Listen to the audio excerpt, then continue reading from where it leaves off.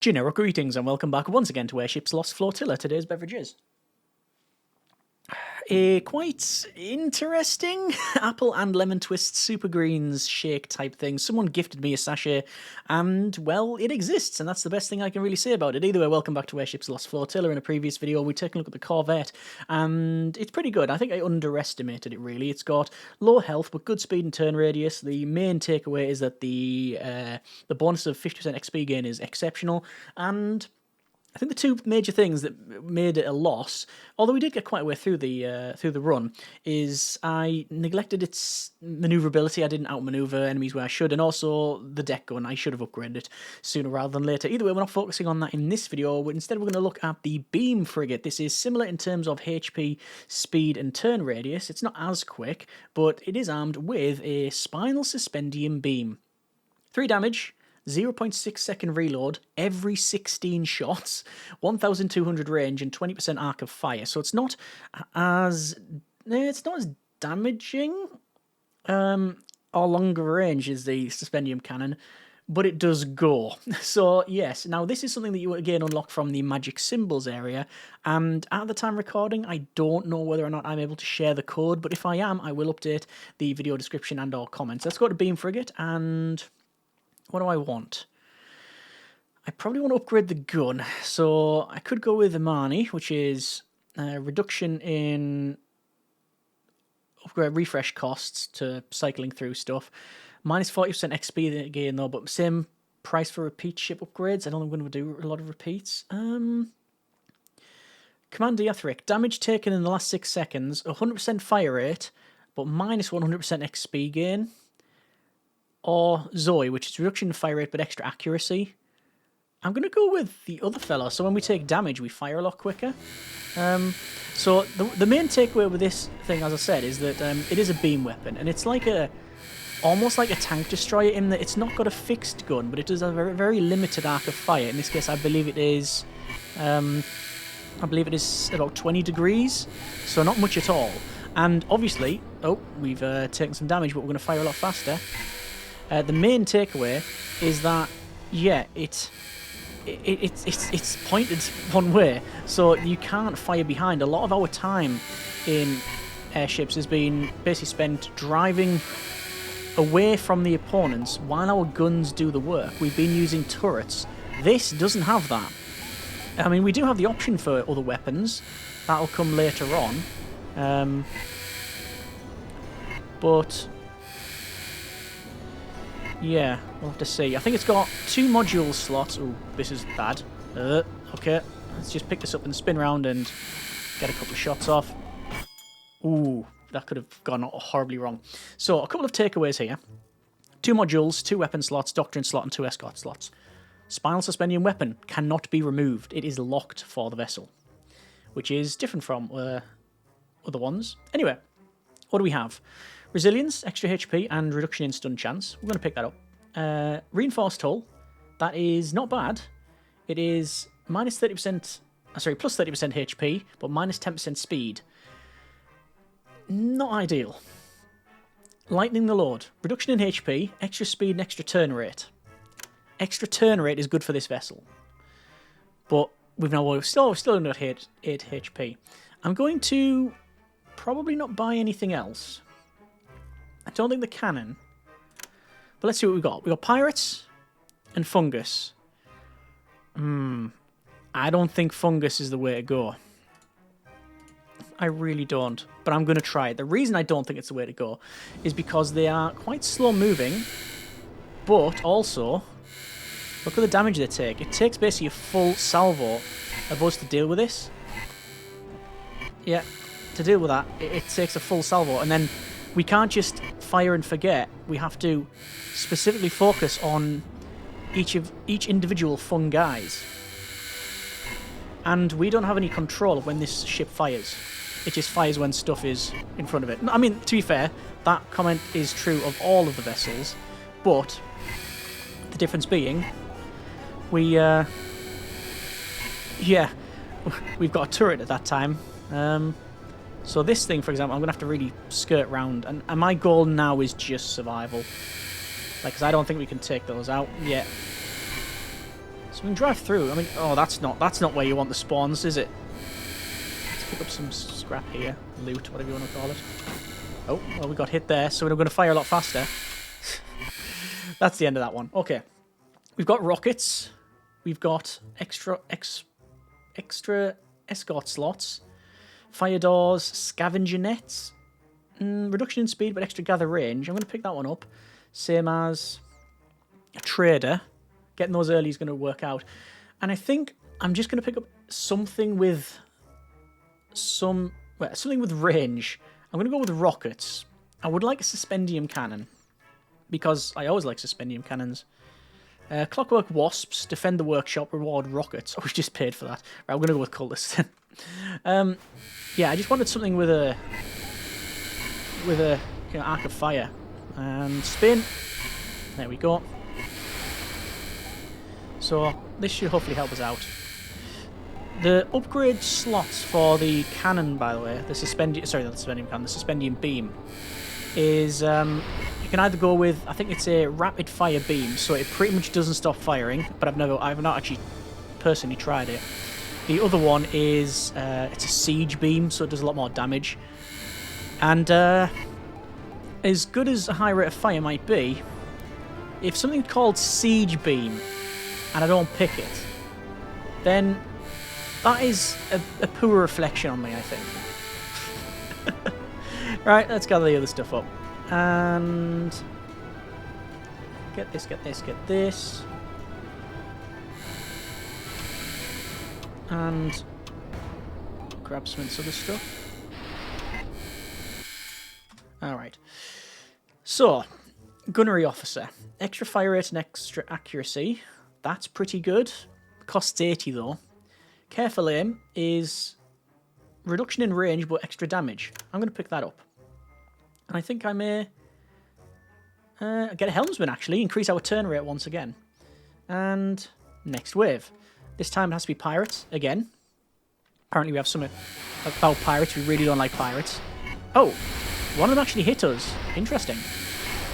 So just clearing a path here. But none of this, no, there's no experience gained from this, because obviously we've been hit. Just get a nice area effect there. I mean, if nothing else, it's impressive to look at, isn't it? When that beam sends, when it goes full send.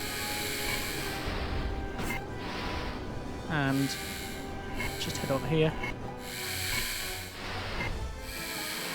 There we go. Don't know if I'm bothered about the captain, the way they are. There's some enemies over here. Ooh, we only just missed that. Right, this is going to be a bit close. Spin around, work from the top, spin around again. Clear them out, and then maybe we'll get some loot. Let the rockets do their thing. Yeah, can't pick up all of this. Oh, there's a fair bit actually. Spin around, take them out, gather, and now we're back to... Plus 10 generic surprise points. Tentacles. Sell rockets, buy tentacles. I mean, the option's there. We have to pick it, right? Scavenger den. Extra scrap value. Then we're going to upgrade that. Then extra damage. Maybe. Minus 5% fire rate, but reduction in damage from fire. We've got a tentacle-mounted spinal suspendium beam vessel. Next wave, anarchists, hard, or sky urchins. We've got +1 reputation with cultists if we go there. I'm going to go with sky urchins, I think. And yeah, you are rightly seeing what's going on here. That is tentacles. I think it's going to be worse than the rockets, because it just doesn't seem like that is the ideal setup for this build. But if I've got the choice, we're going to give it a go. I mean, already our main weapon's like, it's doing what it needs to do anyway, so at no point have I thought, oh, hang on, there's some problems here. So just head towards the enemy, you just do a little dance like this. Oh, to be fair, the tentacles did hit them there a couple of times, I think. Alright, yeah, there you go. Feels like this is the one we've got the most drops off, actually. 7 seconds left. Just going to head towards here. And I think it knocks them back, actually, which is interesting. Right, we've got engineering training. Extra repair speed, but minus 5% weapon upgrade cost. I'm going to pick up that. I probably want munitions training. We'll pick up that. And I'm trying to save that money. I really want to get the siege beam. Crew weapons. Reduction in repair speed. Reduction in fire rate. Minus anyone borders. We're going to go next one. And we have to fire gargoyles. Help the cultists drive out the monsters. Allies as cultist warship. +1 reputation with cultists. I mean, let's be honest. We're rocking tentacles on our ship. If we're going to be working with anyone, you'd think it would be... You'd think it would be the cultists, wouldn't you? I'm getting put into a corner here, which I really don't like. Let's just see what we can do to defeat the enemy there and help them out. Head that way, spin round. I know there was a couple of people asking, can the allies be damaged? As far as I'm aware, no. And I'm 99% sure that is the case. I've never seen it happen, and it seems probably to be... Well, if you could imagine that, you spend all of your money on an escort and then it gets destroyed, you would not be happy. So I can understand why that decision's been made. So, just defeating these guys. They've actually been not as bad as I thought. It did say hard, and it has been a challenge for sure, but there we go. We've managed to get to the end of that. Excellent. This is interesting. We've got Doctor in Close Quarters. If we pick it up, damage taken in the last 6 seconds, increase in fire rate, increase in fire rate and increase in the XP gain. But our captain means that we don't get any XP at all. I don't think they'll cancel each other out. We can go with extra HP for resilience. We can go with heavy tentacles, more damage with slow movement, or scavenger tentacles, enemies drop more wreckage. Nope, we're going to focus on the beam. Next wave 7. Wreckers, or clockwork wasps. We'll go with wreckers. Why not? And let's see what we can do here. So just focusing on these guys. Oh, they're going to fire bombs. It's been hit once. There we go. So the melee wreckers there, they're actually getting hit by the tentacles. And they're getting pushed back as well. Don't know if you can see that. There we go. Right, there's them taken out. Now that we've got a bit of breathing room, I think I'm going to go back for the loot. And yeah, and there's the melee ones. Spin round. That was a bit of a 360 no-scope type of thing. Let's go around. Oh, okay. Taking a bit of damage here. Oh, and there's more spawns from there as well. So, the thing about these wreckers is they are pretty quick. Just as quick as us. I reckon if we just spin around, you can see we can probably take some of them out, but we only took a couple out, and we didn't get any drops. So we'll just go for the straight up, just don't die, maybe thing. Why not? And there we go. Alright. We have a Trilunar Temple, minus 30 money at wave end, plus 15 rate of fire, plus 10% escort, steel armor, which is reduction in speed but gives us armor. That would probably help us out. Full speed ahead. Is that new? Reduction in turn speed, increase in speed, reduction in range. No, we don't need any of that. Firefighter training. Pick that up. And I'm going to keep the money. Spot a plane, makes enemies vulnerable. I'll lock it. And we'll go to next wave, which has to be giant bees. Hard. Alright, well, do what we can. So lots of bees coming in. And lots of swarms of bees there. Oh yeah. To be fair, the gun does pretty much cut through them. The problem is that you've got huge swarms of these things. We can do that. Hit all these. Hit all those. And job done.